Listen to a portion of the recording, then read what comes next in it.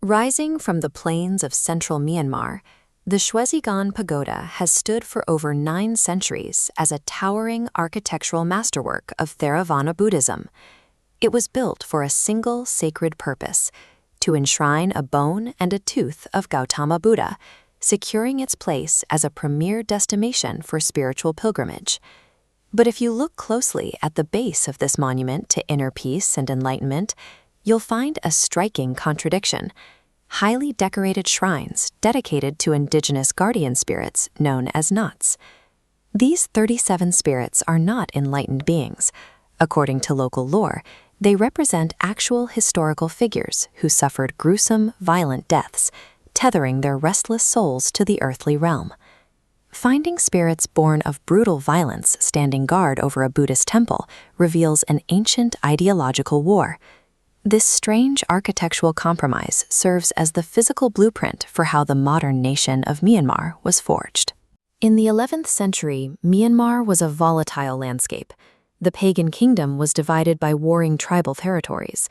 Across these fragmented lands, local populations practiced deeply entrenched animism, relying on animal sacrifices and shrines to appease unpredictable local deities. King Anawrahta inherited this chaos when he took the throne in 1044. To survive, he needed a way to legitimize his absolute rule over a diverse and highly resistant population. He realized that military force alone could not hold a kingdom together. Anawrahta required a single, universally accepted operating system to forge a cohesive empire out of these competing tribes. In 1057, Anawrahta conquered the neighboring Mon kingdom of Tathan. There, he encountered Theravada Buddhism and officially converted. This belief system offered exactly what he needed to govern.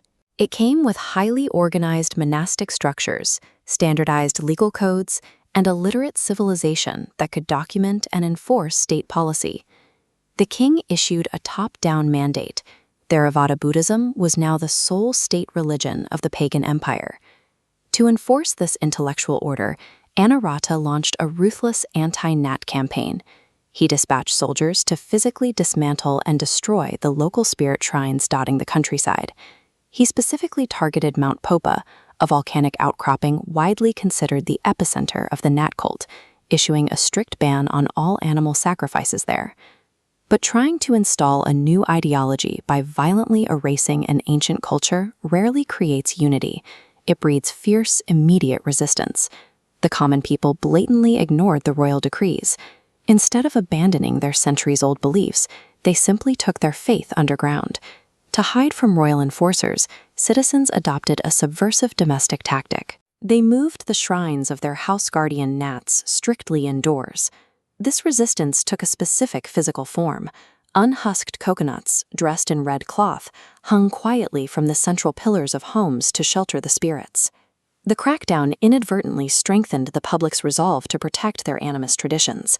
Anawrahta had backed his administration into a dangerous political corner. Realizing his eradication strategy was actively driving the population away from Buddhism, Anawrahta executed a massive tactical pivot. He officially rescinded the ban on spirit worship. Instead of fighting the Nats, he decided to absorb them directly into the state's Buddhist framework. He made this compromise physical by placing statues of the 36 most powerful local Nats at the base of his grand new Shwezigon Pagoda. To organize this hierarchy, Anawrahta introduced a 37th Nat, The. Based on the Hindu deity Indra, he was crowned supreme ruler over the other 36 spirits. This structural shift at Shwezigon repositioned the spirit world. By placing these statues at the base of the pagoda, the indigenous Nats were formally cast as guardians of the Buddhist faith, rather than its rivals. This cultural piece cleared the way for Theravada Buddhism to move from a royal decree to a grassroots movement. The wealthy elite poured their resources into funding massive temple complexes, transforming the pagan landscape into a dense forest of brick and gold. Simultaneously, newly built monasteries emerged as the ultimate centers of public life, serving as hubs for charity, social welfare, and education. Elder monks began instructing the common people, teaching a standardized curriculum that included Pali grammar, practical healing, and community ethics. As these texts were translated into the local script, literacy began to spread outside the monastery walls, reaching lay people who could now read the Jataka tales and philosophical texts for themselves. The widespread presence of these monastic schools meant that commoners and elite alike were raised on the same Buddhist ethics. Shared codes of conduct, like the 5 precepts, became the foundation for social life across the empire.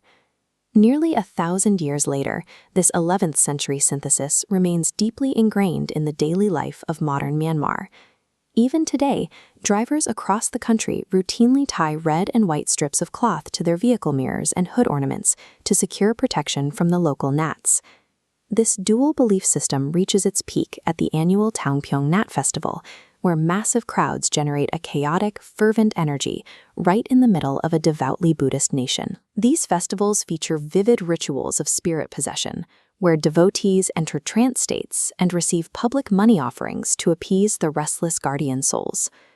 King Anawrahta's legacy offers a timeless lesson in statecraft. True, lasting national unification requires finding a way to weave the old world into the foundation of the new, rather than attempting to erase it entirely.